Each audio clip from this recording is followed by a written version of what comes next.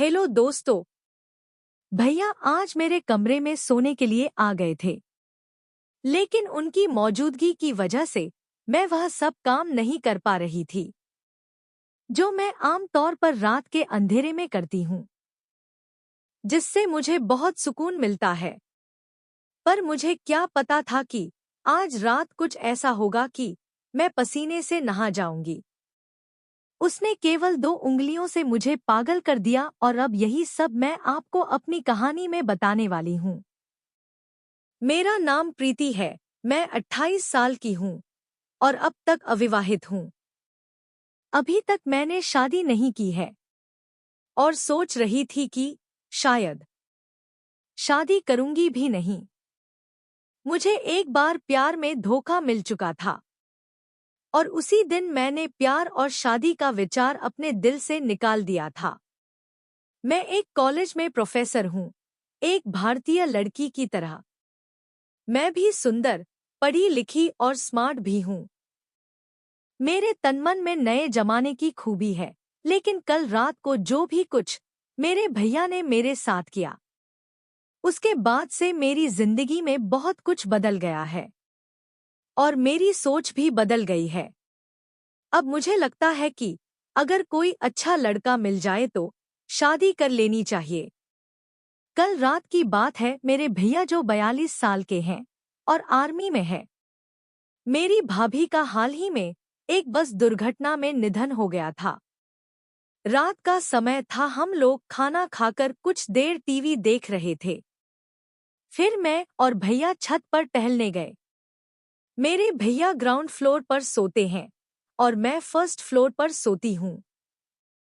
मेरे बगल वाले कमरे में मेरा छोटा भाई सोता है। रात के करीब 1 बज चुके थे और हम दोनों नीचे आ गए थे। तभी भैया मेरे कमरे में आए और बोले, प्रीति, मुझे अभी नींद नहीं आ रही है, चलो बातें करते हैं। हम दोनों बिस्तर पर लेटकर बातें करने लगे। बीच बीच में भैया अपने मोबाइल पर गेम खेल रहे थे और मैं भी अपने मोबाइल पर लोगों के स्टेटस देख रही थी। तभी जोर से बारिश होने लगी और हल्की ठंडी हवा भी चलने लगी, जो हमें बहुत पसंद थी। उत्तराखंड की हवा वैसे भी बहुत अच्छी होती है। कुछ देर बाद भैया सोने लगे। मैंने कहा, भैया आप अपने कमरे में जाइए, आपको नींद आ रही है। भैया नखरे करने लगे और बोले, प्रीति प्लीज मुझे परेशान मत करो ना। ऐसा कहकर उन्होंने अपनी आंखें बंद कर ली और 2 मिनट के बाद गहरी नींद में चले गए। मैं उठकर बाथरूम में चली गई और अपने कपड़े बदल लिए, क्योंकि मुझे टाइट कपड़ों में नींद नहीं आती थी। फिर मैं वापस आकर बिस्तर पर लेटी और मोबाइल पर कहानियां पढ़ने लगी।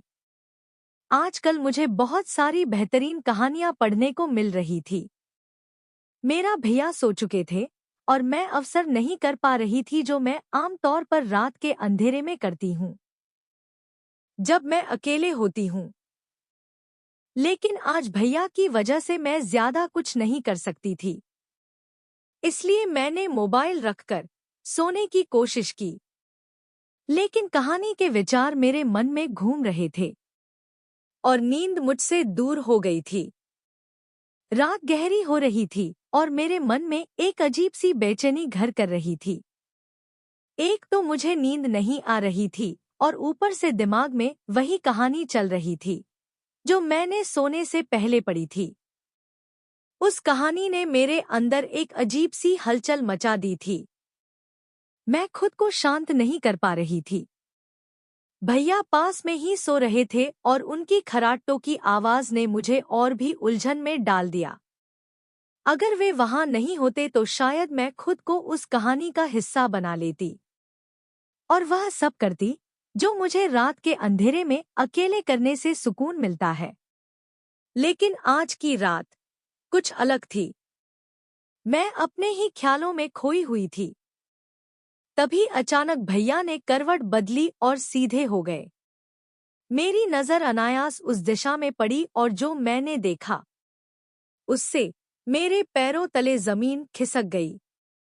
भैया ने बहुत पतली धोती पहनी हुई थी और उसकी वजह से कुछ ऐसा दिखाई दे रहा था कि देखकर मुझे शर्म आ गई। मेरी स्थिति और भी जटिल हो गई थी। शर्म आना तो दूर, मैं अपनी नजरें उस पर से हटा ही नहीं पा रही थी। मन में एक अजीब सी उथल पुथल चल रही थी। एक तरफ मैं खुद को काबू में रखने की कोशिश कर रही थी और दूसरी तरफ मेरे अंदर की बेचैनी बढ़ती जा रही थी। सच कहूं तो अब मुझसे और सहा नहीं जा रहा था।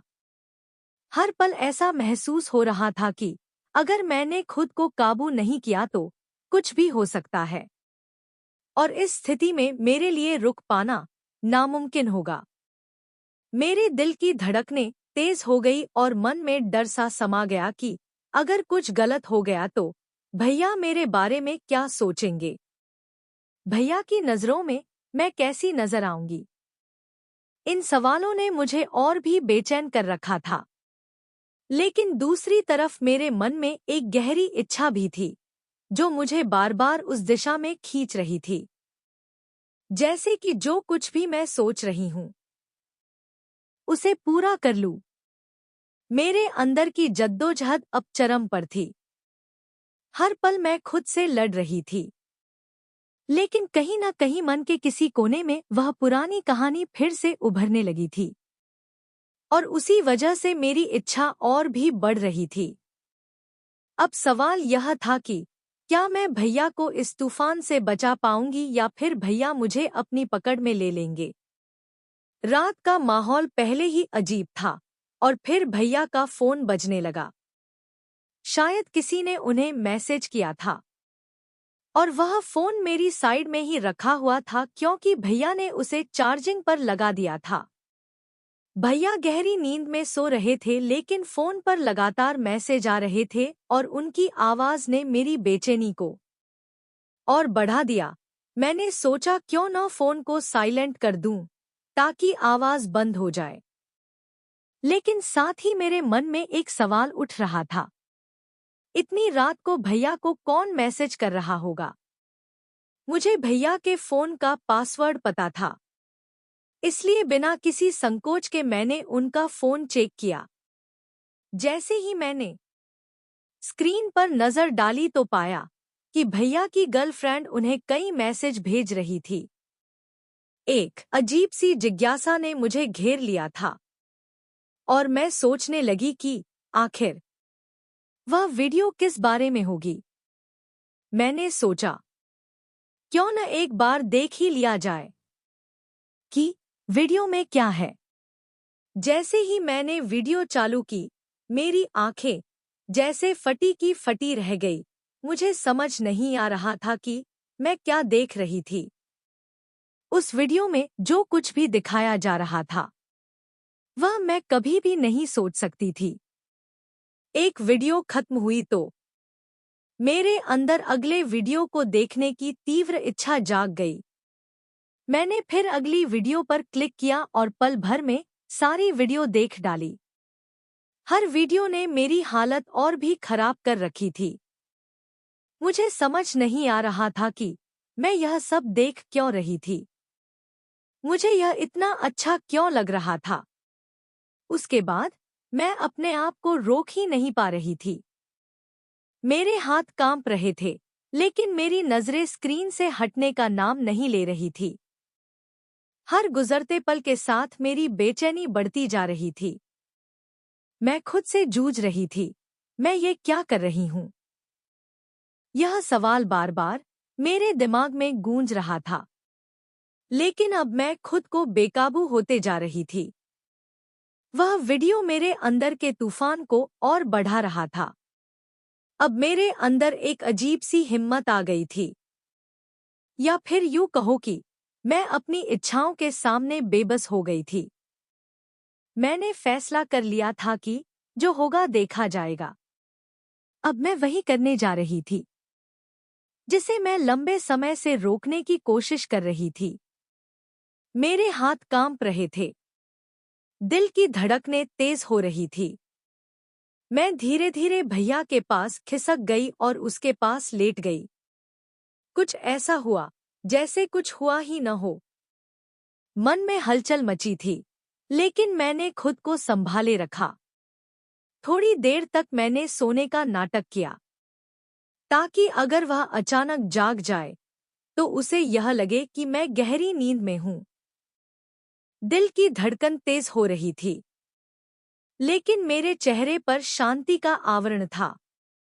फिर मैंने धीरे धीरे अपना पैर भैया के ऊपर रख दिया और मैंने ऐसा दिखाया जैसे सब कुछ अनजाने में नींद में हो रहा हो। मैं कुछ पल ठहर गई और भैया की हरकत का इंतजार करने लगी, लेकिन कोई हलचल नहीं हुई। वह अभी भी गहरी नींद में थे। मुझे अपने पैर पर उसकी गर्मी महसूस हो रही थी और कुछ और भी। उसका शरीर शांत पड़ा था, लेकिन मन के भीतर एक और कहानी चल रही थी। मेरे पैरों के नीचे उसका स्पर्श साफ साफ महसूस हो रहा था और मेरे अंदर की सारी उलझनें और बढ़ा दी थी। मेरी धड़कनें तेज हो गई थी और वही डर जो मुझे हमेशा से था, अब सामने था। अब मैं खुद को रोकने में नाकाम हो रही थी। हर गुजरते पल के साथ मेरी इच्छा और भी मजबूत हो रही थी। मुझे पता था कि अगर अब मैंने खुद को काबू में नहीं किया तो कुछ ऐसा हो जाएगा जिससे पीछे हटना मुमकिन नहीं होगा। लेकिन कुछ ही क्षणों में मेरा दिल और दिमाग जैसे आपस में जंग लड़ रहे थे और मैं धीरे धीरे अपने दिल के सामने हार रही थी।